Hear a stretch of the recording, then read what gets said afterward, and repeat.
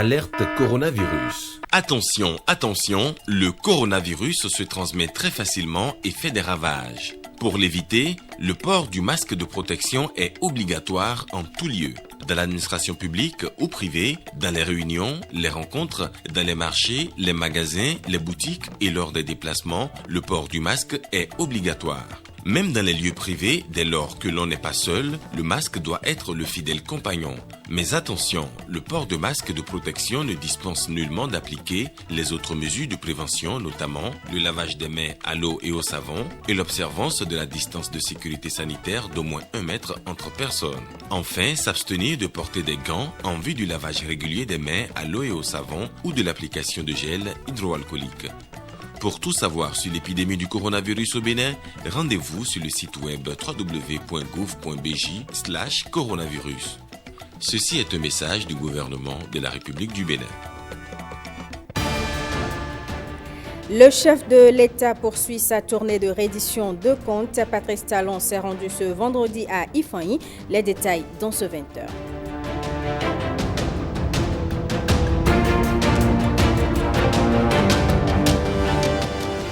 Les membres de la Commission nationale pour l'emploi se sont réunis en session à Cotonou. Les échanges ont porté sur la dynamisation de cette commission pour contribuer à la réduction du taux de chômage au Bénin.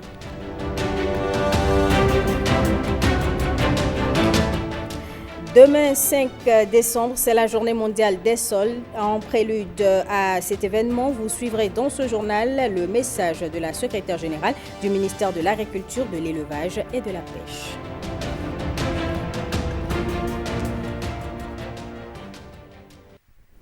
Mesdames et messieurs, bonsoir et bienvenue au journal. La commune d'Ifanyi, un carrefour des 1000, m'éveille en raison de sa position stratégique avec le Nigeria et ses atouts naturels. Cette commune du département du Plateau a accueilli ce vendredi le chef de l'État. Les détails de Jérôme Hongbo, Mathieu Sokenou et Mohamed Biya.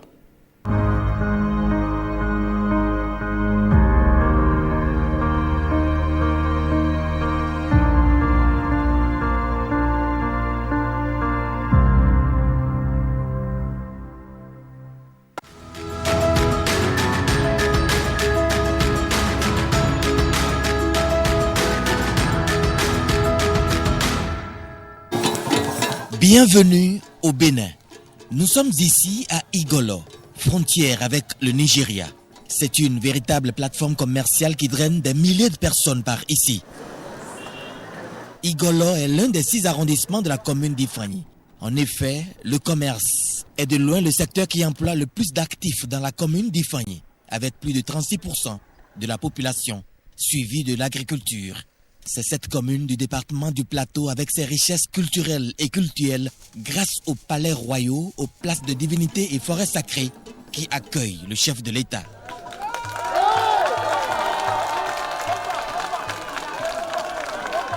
Patrice Talon sacrifie à la tradition. Il rend compte de sa gestion en 5 ans. Aucun secteur n'a échappé à ce bilan. Les populations d'Ifanyi me chargent de vous remercier pour le démarrage du projet de construction du système d'approvisionnement en eau potable multivillage de l'arrondissement de Dagbé et le lancement imminent de celui de Kokmolou. Sur le plan social, le programme H permet aujourd'hui à nos vaillantes femmes de bénéficier de microcrédits avec les avantages de la digitalisation des opérations. Le volet assurance maladie permet aux pauvres et extrêmes pauvres de se soigner sans trop de soucis.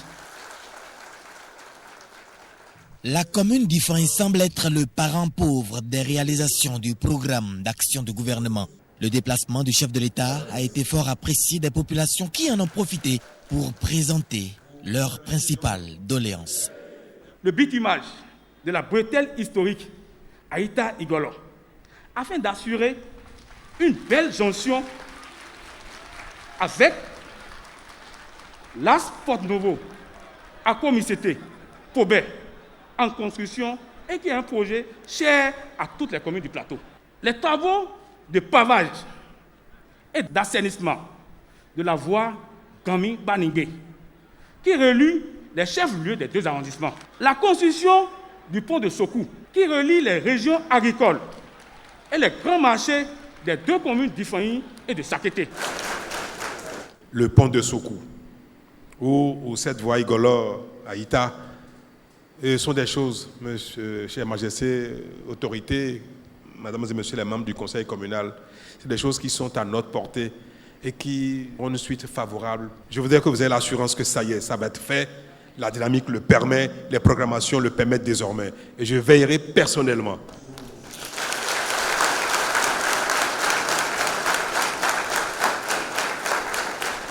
À l'instar de nombreux autres pays du monde, le Bénin est capable de prendre son destin en main. Et il est temps d'en être conscient, eu égard à ce qui est réalisé au plan national sur 5 ans. C'est tout à fait normal de venir dire à cette population qui maîtrise depuis des années, a perdu l'espoir de croire encore que quelque chose est possible dans ce pays. Le président de la République est venu dire avec fierté que notre pays est désormais sur les rails, sur le chemin de développement et effectivement, les faits sont visibles. Quand on voit de là où il a commencé et là où nous sommes, ce qui est fait en 5 ans, nous avons espoir, confiance en celui-là, que il peut encore beaucoup pour ce pays. Vraiment, il a fait le bilan, on a vraiment apprécié le bilan, mais bon, il reste un peu chez nous, il nous a encouragé que le nôtre aussi vienne. On a totalement confiance, parce que quand il dit, il fait. Ce qui m'a le plus sympathique, c'est le respect qu'il a pour la population, sinon il ne serait pas là. Donc, vivement que cela continue. La démarche, elle est une très bonne démarche, juste parce qu'il est venu nous rendre compte de sa gouvernance. Et nous avons pris hâte et nous espérons que le meilleur reste encore à venir. Les populations d'Ifani savent désormais que progressivement, leurs doléances vont trouver solution.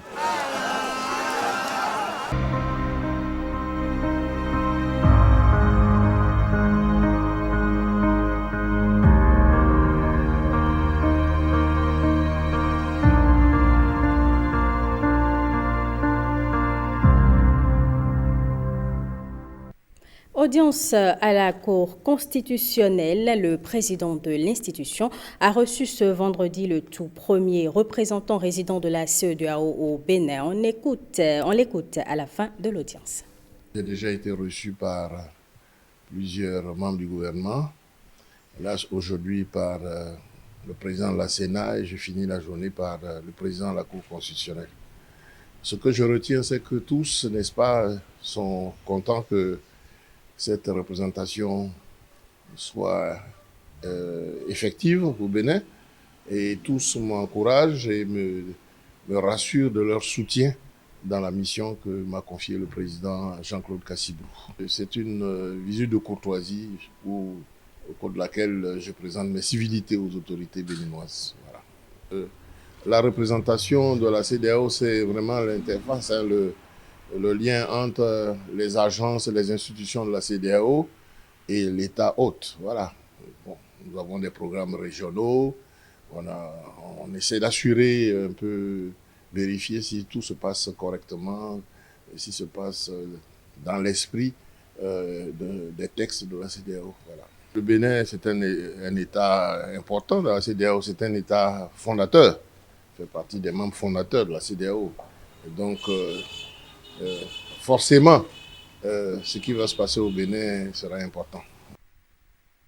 2021 s'annonce peut-être comme l'année de la relance de l'économie béninoise qui a subi à l'instar des autres pays du continent le choc induit par la crise du coronavirus. Le projet de loi de finances 2021 va être examiné et adopté mardi prochain au Parlement. Le président de la Commission des finances de l'Assemblée nationale l'a annoncé au cours d'un point de presse au Palais des gouverneurs à Porto Novo. Regardez. Le projet de loi de finances et gestion 2021 est équilibré en ressources et en emploi à un montant de 2 452 milliards 192 millions de francs CFA. Alors, c'est en augmentation de 13,15% par rapport à la loi de finances rectificative de 2020 à cause du contexte de la Covid-19. Et cela intègre le budget général de l'État. Mais en dehors du budget général de l'État, il y a des transferts de ressources monétaires pour permettre de prendre en charge les implications de la gestion de la crise sanitaire liée à la COVID-19, mais aussi des transferts de ressources pour soutenir les commerçants, les artisans, mais aussi un fonds pour permettre l'accès au crédit des petites entreprises. Eux aussi pour faciliter l'accès au crédit pour les agriculteurs, ce qu'on appelle le Fonds national de développement agricole. Donc il y a des transferts de ressources qui sont prévus pour aller en direction de tout cela. Ça veut dire ça, c'est du social fortement.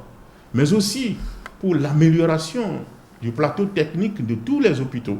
Il y a des transferts de ressources monétaires qui sont prévus. C'est ce qui a fait que donc, le projet de loi de finances de gestion 2021 est allé jusqu'à ce montant-là.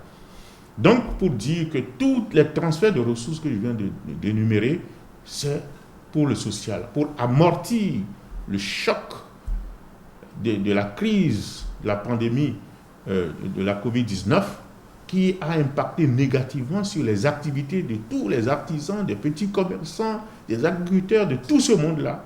Le gouvernement n'est pas resté les mains croisées.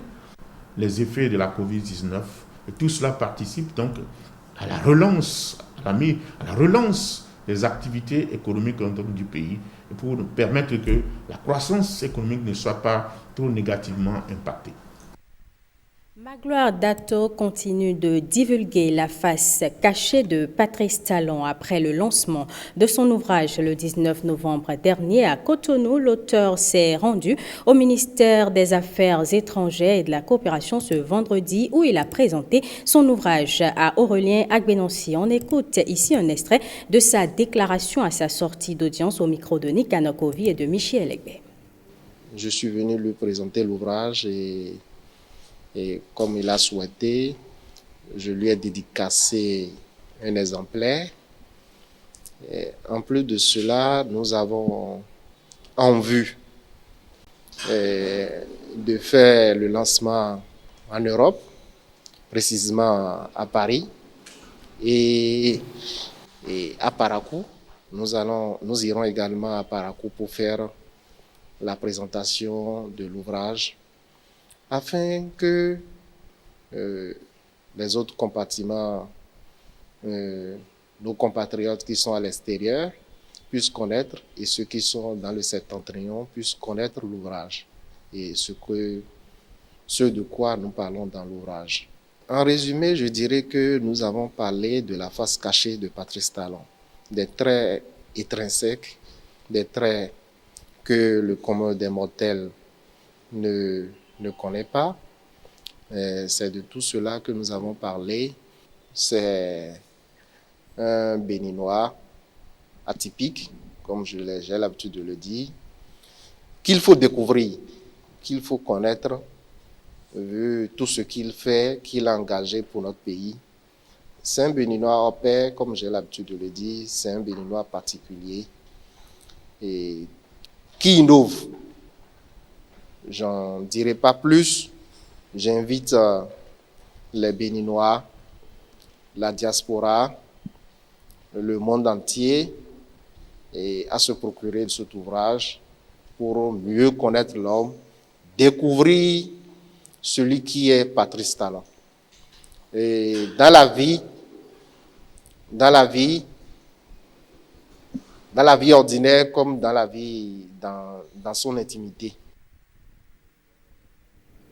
Une nouvelle association d'artistes vient de naître avec comme projet de départ chanter les réalisations du président Patrice Talon. L'annonce a été faite à l'occasion d'une journée d'information qui a eu lieu à Alada. Il s'agit essentiellement des artistes traditionnels venus des 4 coins du Bénin. Marcel Arossi pour le compte-rendu. C'est une question de conviction. C'est une question de patriotisme.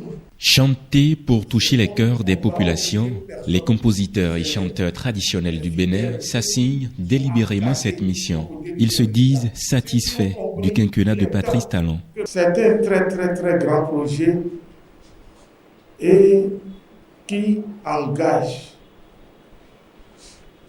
notre association et toutes les bonnes volontés, tous les artistes patriotes, tous les artistes qui aiment leur pays, qui aiment le développement, qui veulent accompagner, qui comprennent qu'il est indispensable que nous intervenions pour que les populations soient informées sur les réalisations et de manière précise. La précision, selon eux, est nécessaire et l'artiste mieux placé pour cet exercice. Une communication orale chantée, c'est-à-dire dans nos langues, et quand c'est l'artiste inspiré qui dit, qui relaie, qui relate ce que le gouvernement fait, la construction des écoles, la réhabilitation des musées, les voies, tout ce qui se fait dans le pays, les réformes administratives très efficaces qui impactent le développement positivement. Je crois que quand c'est l'artiste qui le dit, ça intéresse mieux.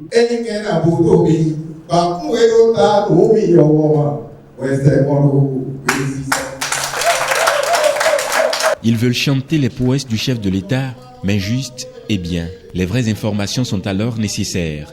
Pour les accompagner, voici le ministère de la Culture qui se rend entièrement disponible.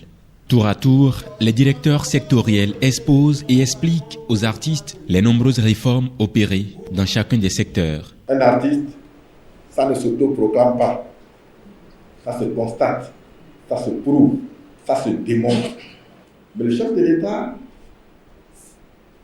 en initiant ces réformes, a quand même trouvé d'autres projets pour alléger la tâche aux artistes. C'est le cas du fonds de bonification, qui est un fonds qui devrait permettre désormais aux acteurs culturels et aux promoteurs de sortir des œuvres compétitives. Cette journée d'information qui marque officiellement le démarrage du projet annoncé consacre également la naissance de la NCCTB, Association nationale des compositeurs chanteurs traditionnels du Bénin. À Boycon, des photos ont été exposées sur l'esplanade extérieure de l'hôtel de ville. Des photos grand format, des projets contenus dans le programme d'action du gouvernement. Ghislain Koga et Yves Agodopessi nous en disent plus. Une exposition photo pour célébrer les réalisations du programme quinquennal d'action du gouvernement. Les réalisations du PAG en images pour faire le tour d'un pays en chantier, sans bouger d'un pas. En tant que première ville à accueillir cet événement exceptionnel, Boycon affirme sa pleine confiance aux bénéfices qu'elle tire et tirera des réalisations du PAG. Notre conviction profonde est que nous arriverons à mieux convaincre les populations sur les réalisations du PAG en leur apportant les preuves. Réhabilitation de la source Serhueno d'Agbanlin Djahoué-Aouida. Renforcement du système d'alimentation en eau potable de la ville d'Abomey-Calavi et environ. Travaux d'adduction d'eau à Parakou. Artère reconstruite et éclairée à Boycon. Stade à Kwandé, à Djohon, Tofo. Route Natitengu Bukumbe Corontière. Asphaltage à Abomey, Cotonou, Porto Novo et Lokosa. Transformation de l'aéroport international Kadjeon Cardinal Bernardin Ganti. Centrale électrique Maria Gleta 2 à Ouedo. Microcentrale photovoltaïque à Kobli, Kwandé, Kérou. Logements sociaux, électrification rurale dans la Takora, le plateau et l'Atlantique. Route d'Assas, Savalou-Djougou. Même les aveugles doivent sentir qu'il y a un changement dans notre pays depuis presque 5 ans. Pour ceux qui en doutent encore, ou ceux qui veulent simplement savourer, il suffit simplement de parcourir cette exposition photo et vous verrez que le Bénin n'a pas fait qu'engager le développement. Le Bénin a fait un pas de géant sur la voie du développement. L'exposition va parcourir toutes les grandes villes du Bénin. Et puis la lutte contre le coronavirus se poursuit. La Banque africaine de développement et l'Organisation mondiale de la santé ont offert une ambulance médicalisée au ministère de la Santé. Les détails de Axel Dancy. Cette ambulance médicalisée est spécialement équipée pour sauver des vies humaines. Un geste utile, une œuvre de charité de 2 organisations internationales qui ouvrent leur cœur et leur bourse pour soutenir le Front national contre le coronavirus. Il s'agit de l'Organisation mondiale de la santé et de la Banque africaine de développement. La BAD et l'OMS ont toujours travaillé pour la lutte contre les épidémies et pour la santé en général. Donc, dans le cadre de la Covid, la banque a octroyé à l'OMS une enveloppe de 2 millions de dollars, dont une partie de cet argent devrait servir à l'achat d'ambulances pour 5 pays. Et le Bénin est un des pays bénéficiaires de cette ambulance médicalisée qui comprend le lit du malade naturellement, un appareil pour oxygénation, un électrocardiographe pour faire l'électrocardiogramme directement dans l'ambulance, un kit de survie et plusieurs installations qui sont directement placées dans l'ambulance. Et c'est une ambulance, comme l'a dit monsieur le représentant de l'OMS, destinée à appuyer les efforts du gouvernement du Bénin dans la lutte contre l'épidémie du Covid-19. Comme cela a été énoncé, ça entre dans le cadre général d'un appui de la Banque africaine de développement qui a mis en place en début de cette année un fonds catalytique pour la lutte contre l'épidémie de Covid-19. Sur ce fonds catalytique, donc, un volet qui a été mis à disposition de l'OMS, comme l'a cité le représentant résident de l'OMS. Mais je suis aussi heureux de vous annoncer que vendredi, la Banque africaine de développement a décaissé une aide budgétaire d'urgence à destination du Bénin d'un montant d'environ 4 milliards de francs CFA, toujours pour appuyer cette lutte contre le Covid-19. Aux donateurs, les autorités sanitaires expriment la gratitude du gouvernement béninois. C'est donc le lieu pour moi de réitérer notre gratitude et celle du gouvernement béninois et de son chef, le président Paddy Talon, à la Banque africaine de développement pour cet appui qui vient relever un défi de taille dans le domaine de la prise en charge des cas de Covid. Cette ambulance médicalisée a à son bord, comme vous l'avez si bien rappelé, des équipements qui permettront de répondre efficacement aux besoins de transport des malades de Covid-19 vers les centres de traitement des épidémies, et ceci pour une prise en charge rapide et adéquate. Je reste convaincu qu'ensemble et en toute sérénité, nous allons pouvoir relever les défis qui s'imposent à nous et traverser cette période assez difficile pour tous les pays du monde et pour le Bénin en particulier. Avec ce don, ce sont plusieurs vies qui vont être sauvées. C'est une contribution salutaire à la guerre anti-Covid. Dans le reste de l'actualité, la Commission nationale pour l'emploi a tenu à Cotonou sa deuxième session. Au titre de l'année 2020, les assises ont été consacrées à la dynamisation de la Commission qui a fait le choix du modèle de guichet unique intégrateur pour résoudre le problème de chômage au Bénin. Lénaïk Agbazaou, Daniel Ada. Un remède de choc face à l'épineux problème de l'insertion professionnelle au Bénin.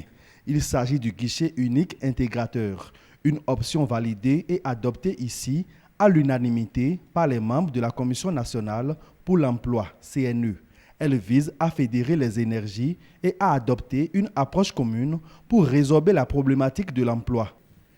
La Commission s'est prononcée sur les modèles de guichet unique de promotion de l'emploi et a recommandé formellement le choix du modèle qui tienne compte de la vision du président de la République et des objectifs d'une action publique efficace.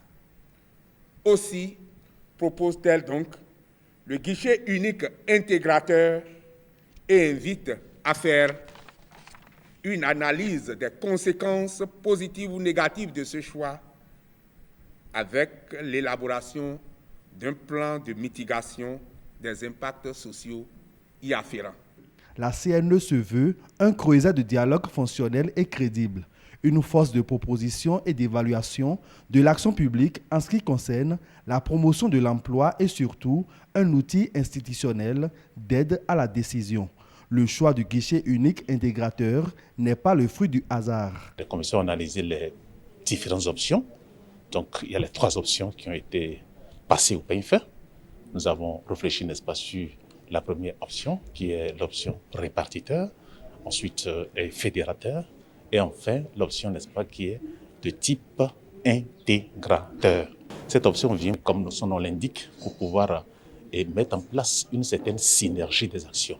Il y a plusieurs structures qui travaillent pour la promotion de l'emploi, mais la vision n'est pas claire. Les gens continuent de se plaindre. Mais qu'est-ce qu'il faut faire? Il faut donc penser à la mise en place d'un système, d'un guichet unique. Et le guichet unique que tous les commissaires ont choisi aujourd'hui, c'est le guichet unique intégrateur. Là, on pourra associer, fédérer toutes les autres structures existantes qui travaillent pour le même objectif. Et nous aurons comme chapeau une grande structure. Et la vision ici maintenant, c'est l'ANPE qui est indiquée pour être le chapeau de toutes les autres structures. Et les autres vont travailler sous l'ANPE. Et les bénéficiaires pourront, une fois maintenant, commencer à sentir maintenant que le gouvernement, les sous que le gouvernement injecte dans ce secteur-là, commencent par porter des fruits. Ce choix est en parfait arrimage avec le cadrage du gouvernement en ce qui concerne la résolution de la question du chômage au Bénin. Et le vœu des commissaires est que cette réforme soit matérialisée à l'orée de l'année 2021. Programme spécial d'insertion dans l'emploi, les jeunes présélectionnés ont été évalués par des jurys composés de professionnels de l'emploi et de spécialistes du recrutement. 45 jeunes seront retenus pour cette phase. Gilles Danso, Daniel Ada.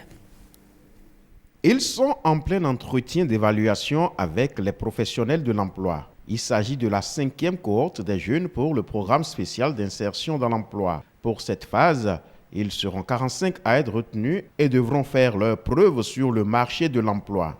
C'est du 5 ans et chaque mois, lorsque les entreprises demandent des candidats, demandent des emplois, nous, on essaie de les mettre en relation. Mais avant de les envoyer à l'entreprise, nous nous efforçons de les évaluer pour trier les meilleurs. Bon, il nous arrive quelquefois d'avoir des postes infructueux et c'est là le jeu de la manœuvre pour la simple raison que ce sont les critères fixés par les entreprises que nous prenons en compte. Le programme spécial d'insertion dans l'emploi, c'est 2000 emplois par an. Le gouvernement entend ainsi mettre les jeunes au travail afin d'apporter une solution aux problèmes de chômage. L'espoir du gouvernement, c'est qu'au terme de la première année, ces entreprises soient en capacité de retenir les candidats, les jeunes diplômés, les compétences qui auraient été mises ainsi à leur disposition. Ce que nous faisions avant dans d'autres programmes, il y a un certain nombre de jeunes qui s'adressaient à nos structures d'intermédiation, d'appui à l'emploi, et nous essayons de les répartir dans les entreprises, dans l'administration, etc. En exécution des instructions du président de la République, le protocole a été totalement renversé. Le PSIE n'opère plus de cette manière. C'est les entreprises qui sont à l'initiative cette fois-ci. En ouvrant les postes, en sollicitant les compétences, nous avons les ressources pour cette année jusqu'au 31 décembre pour payer tous les allocataires, soldes et accessoires. Tout se passe dans la transparence, dans les règles de l'art. Le ministre des Petites et Moyennes Entreprises est ferme. Nous appelons les jeunes aussi diplômés qui sont en besoin d'emploi de s'inscrire massivement sur la plateforme psie.bj. Le processus est totalement transparent. Chaque candidat qui remplit les conditions et qui distance avec les autres. Il n'y a pas de possibilité d'influencer quoi que ce soit. D'autres phases de recrutement seront lancées dans les tout prochains jours. Sachez, mesdames et messieurs, que les boursiers de la 4e cohorte de la Mastercard Fondation ont été accueillis à l'université d'Abomey-Calavi, former des jeunes leaders au service des communautés à la base. C'est le thème retenu pour l'événement. Fifame Salomé Atadedi, Igor Ayosso, compte rendu. Ils ont obtenu brillamment leur premier diplôme universitaire, le baccalauréat.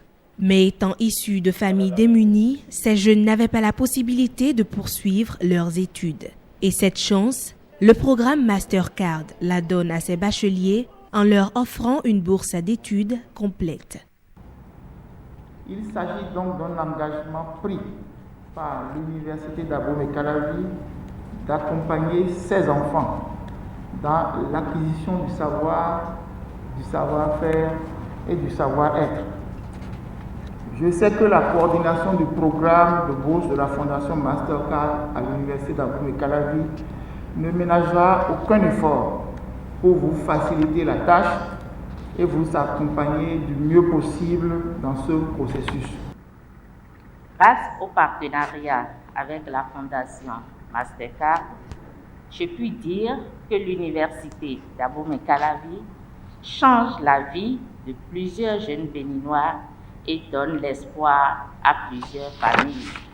Je voudrais très sincèrement féliciter les membres du comité de sélection et aux côtés de ces membres, féliciter toutes les structures départementales de l'enseignement secondaire technique pour avoir facilité la tâche à la sélection de nos bénéficiaires. Parce que le choix n'a pas été facile. C'est un processus méticuleux, minutieux. Et tous ceux qui ont travaillé dans ce comité de sélection ont travaillé d'arrache-pied pour s'assurer que, in fine, les bénéficiaires seront réellement ceux les plus méritants. Cette année, 63 bacheliers bénéficient de ce programme. Ils témoignent leur gratitude à l'endroit de la Fondation Mastercard qui leur donne la possibilité de réaliser leurs rêves. Les membres du comité de sélection, nous sommes conscients de la chance que vous nous offrez d'exprimer notre potentiel. Nous nous engageons à refléter l'image que le programme projette sur nous, celle de jeunes citoyens bien formés, capables de créer de l'impact et de bouger l'Afrique et le monde. En plus de la formation académique, la Fondation Mastercard offre à ses boursiers des cours de leadership et d'entrepreneuriat afin qu'ils soient assez compétitifs sur le marché de l'emploi. Demain 5 décembre, c'est la journée mondiale des sols. Maintenons les sols vivants, protégeons la biodiversité des sols. C'est le thème choisi. À la veille de cette journée, la secrétaire générale du ministère de l'Agriculture, de l'Élevage et de la Pêche, Françoise Komla-Sogba, a délivré un message. Elle est au micro de Osenia Deleke et de Petroni Lokoso. La préservation du sol est donc essentielle pour la sécurité alimentaire. Aujourd'hui, nos sols sont en danger à cause de l'urbanisation croissante, de la déforestation, de la surexploitation des terres, de la pollution, du surpâturage, du changement climatique, etc. Le niveau actuel de dégradation des sols menace notre capacité de répondre aux besoins des générations futures. La promotion de la gestion durable des sols est alors essentielle pour un système alimentaire productif. C'est conscient de cet enjeu que la communauté internationale célèbre le 5 décembre de chaque année la Journée mondiale des sols afin d'attirer l'attention sur les méfaits des pratiques de gestion non durable des ressources en sol. Le thème retenu pour cette 7e édition est « Maintenons les sols vivants, protégeons la biodiversité des sols ». En effet, le sol est une ressource vivante qui concentre plus de 25% de la biodiversité de notre planète. Une étude menée en 2016 par l'Institut national des recherches agricoles du Bénin, INRAB, dans 4 départements du pays, a révélé qu'environ 90% des terres ont un faible niveau de fertilité dans 3 des 4 départements ciblés. Cette situation de dégradation de la fertilité des sols dans presque toutes les zones agroécologiques du pays a été identifiée comme l'une des contraintes majeures au développement du sous-secteur de la production végétale. C'est d'ailleurs pourquoi le gouvernement de son Excellence Patrice Talon, dès son avènement, à travers le ministère de l'Agriculture, de l'Élevage et de la Pêche et celui du cadre de vie et du développement durable, est resté très sensible à la problématique de la dégradation des terres. À l'occasion de cette 7e journée mondiale des sols, le gouvernement, à travers les ministères en charge de l'agriculture et du développement durable, réaffirme encore une fois que protéger et réhabiliter les terres agricoles dégradées à travers la sauvegarde de la biodiversité est une priorité nationale. Les acteurs du domaine de la justice sont à Abomey pour la journée des professions judiciaires. Ils ont échangé pendant 24 heures sur plusieurs sujets liés à leur secteur. Les travaux ont été lancés par le garde des Sceaux. On retrouve Ghislain Koga et Yves Agodokpessi. La journée s'annonce bien chargée pour les professionnels de la justice. Communication de présidents d'associations de professionnels, exposé d'officiers de justice, présentation de bâtonniers de l'ordre des avocats et de présidents de chambres d'huissiers de justice, exposé de notaires et de commissaires-priseurs, rencontre du garde des Sceaux avec les chefs de juridiction et de parquet et débat. Échanger, discuter, dialoguer sur leurs propres règles déontologiques respectives pour en sortir des recommandations susceptibles d'appropriation pour chaque acteur afin d'éviter à chacun les récents désagréments aux conséquences encore vivaces et regrettables. Ces professionnels dont l'activité gravite autour du juridique et du judiciaire ont vu leur secteur connaître des réformes significatives ces derniers mois. Ces assises m'ont semblé donc indispensables parce que l'environnement professionnel que nous avons en commun, en plus d'être sujet à des mutations sans précédent, est aujourd'hui de plus en plus l'objet de vives critiques. Or, le quinquennat du président Talon qui s'achève aura été celui de toutes les réformes, notamment au plan législatif et réglementaire. Comme si cela ne suffisait pas, à nos portes aussi se forme un droit communautaire dont les dispositions, loin de se borner au cadre général, règlent dorénavant bien des questions dans les moindres détails. C'est ainsi, par exemple, que les règles d'exercice de la profession d'avocat ont désormais pour centre de gravité l'Union économique et monétaire ouest-africaine. Mais ces différents changements n'ont pas pu estomper certains problèmes qui perdurent. J'ai pu mesurer la méconnaissance par les membres des professions judiciaires de leurs propres règles. Cet écosystème où l'ignorance est la chose la mieux partagée engendre bien de conflits et malentendus sur fond de divergences d'intérêts. Il y a donc un besoin de battre le rappel des troupes afin que nous mettions en ordre de marche, non point contre un ennemi extérieur, mais contre nos propres faiblesses. Je parle ici de celles qui rendent notre justice suspecte aux yeux de nos concitoyens et des étrangers, notamment des investisseurs. Celles qui justifient qu'un usager de la justice éprouve le besoin de prendre attache avec le cabinet du ministre lorsqu'il doit engager une action ou se prémunir contre la partialité des juges, la duplicité des avocats, la maladresse ou les maladresses de l'huissier de justice ou encore la rapacité du greffier et j'en passe. Je parle de faiblesse, mais on pourrait tout autant les qualifier de maux qui gangrènent notre système judiciaire au point d'affecter gravement l'attractivité de notre pays et son crédit au plan international. À ces assises succédera la rentrée judiciaire 2020-2021. Des chrétiens béninois veulent contribuer à l'essor du Bénin. Ils ont organisé une conférence des leaders à Clécamin, une commune du département du Koufo. Les participants ont suivi une communication sur le thème « Comment le chrétien doit-il accompagner l'essor de son pays ?» Tonyon Doudedi Fatina pour le point. Cette conférence a permis au communicateur, le révérend Zacharie Eki, de mettre le chrétien face à sa responsabilité dans la gestion de la cité. Son objectivité est sollicitée pour une meilleure analyse des faits qu'il voit ou que l'on lui rapporte. Les informations qu'il reçoit doivent être avérées, les sources authentifiées. Voilà autant de précautions qui devront amener le chrétien à être efficace dans l'animation du débat politique. Le chrétien doit se départir des diversions. Le chrétien ne doit pas prendre la parole parce qu'il a envie de prendre la parole, mais sa prise de parole doit être le fruit d'une conviction profonde, logique, soutenue par l'éthique chrétienne, afin de pouvoir apporter un changement conseillé pour le mieux-être de l'humanité. Voir changer le fidèle de l'Église vient d'un constat que l'Association pour l'épanouissement du chrétien a fait. Nous avons constaté que les uns les autres sont en train d'être emballés dans une polémique qui ne permet pas aux chrétiens de jouer son rôle dans la société. Nous devons ouvrir les yeux et dire ce que nous voyons, et dire ce que nous constatons, et faire ce que nous devons faire pour que la société puisse évoluer. Parce que Dieu nous a envoyés sur cette terre comme des missionnaires.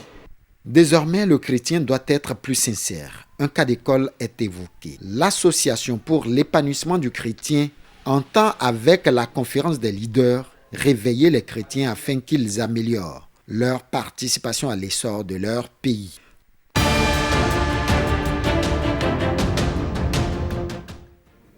À Bruxelles, Laurent Gbagbo a obtenu son passeport et veut rentrer au pays. Au Ghana, les deux principaux candidats à l'élection présidentielle ont signé un pacte de paix. En France, Emmanuel Macron dénonce l'attaque d'une policière pendant que des citoyens manifestent pour la réouverture des remontées mécaniques à Noël. Lénaïk Agbazaou. L'ex-président ivoirien Laurent Gbagbo, en liberté conditionnelle à Bruxelles, après son acquittement en première instance par la Cour pénale internationale, a obtenu un passeport et envisage un retour en Côte d'Ivoire en décembre, a annoncé son avocate. Le président ghanéen, candidat à sa propre succession, et son principal opposant ont signé ce vendredi un pacte de paix et se sont engagés à ne promouvoir aucune violence lors du vote de lundi et à la proclamation des résultats. Je suis heureux de dire que nous accepterons le souhait du peuple ghanéen, a déclaré le président Nana Akufo-Addo lors de cette cérémonie symbolique à Accra. De son côté, John Mahama, ancien président, qui se présente cette année sous la bannière de l'opposition, dit souhaiter que tous les agents de sécurité se comportent avec professionnalisme. Les deux candidats s'engagent ainsi à éradiquer la présence de certains jeunes, souvent payés par des politiciens locaux, pour intimider ou décourager par la violence les électeurs les jours de vote. Le Ghana est un exemple de stabilité et de démocratie en Afrique de l'Ouest. Invité du média en ligne Brut, Emmanuel Macron affirme avoir été très choqué par les images de l'agression de Michel Zecler par des policiers et dénonce aussi les violences contre une policière attaquée, dit-il, par des fous, des gens ensauvagés, lors de la manifestation samedi dernier contre le test de loi sécurité globale. Moi, j'ai été très choqué par ces images et par ce qu'il a subi, parce que c'est inacceptable. Et j'ai vu comme vous, samedi, des images aussi graves, parfois plus, où une femme commissaire de police s'est fait rouer de coups par des manifestants. Non, mais on n'est pas juste, sinon. Si on ne regarde pas la société dans son ensemble, on n'est pas juste. Est-ce qui s'est déroulé place de la Bastille le week-end? Et elle a été attaquée par des fous, là aussi, des gens ensauvagés complètement. Toujours en France, près de 800 personnes ont manifesté à Bagnères-de-Luchon, en Haute-Garonne, pour contester la décision du gouvernement d'interdire la réouverture des remontées mécaniques à Noël. Ce sont des images satellites du plus grand iceberg du monde. Le colosse a quitté l'ouest de la péninsule antarctique en 2017 et se trouve maintenant sur une trajectoire de collision avec une île isolée de l'Atlantique Sud qui abrite des milliers de pingouins et de phoques. Alerte coronavirus. Attention, attention, le coronavirus se transmet très facilement et fait des ravages. Pour l'éviter, le port du masque de protection est obligatoire en tout lieu. Dans l'administration publique ou privée, dans les réunions, les rencontres, dans les marchés, les magasins, les boutiques et lors des déplacements, le port du masque est obligatoire. Même dans les lieux privés, dès lors que l'on n'est pas seul, le masque doit être le fidèle compagnon. Mais attention, le port de masque de protection ne dispense nullement d'appliquer les autres mesures de prévention, notamment le lavage des mains à l'eau et au savon et l'observance de la distance de sécurité sanitaire d'au moins 1 mètre entre personnes. Enfin, s'abstenir de porter des gants en vue du lavage régulier des mains à l'eau et au savon ou de l'application de gel hydroalcoolique. Pour tout savoir sur l'épidémie du coronavirus au Bénin, rendez-vous sur le site web www.gouv.bj/coronavirus. Ceci est un message du gouvernement de la République du Bénin. Ce sera tout, mesdames et messieurs, pour ce journal que je vous remercie d'avoir suivi.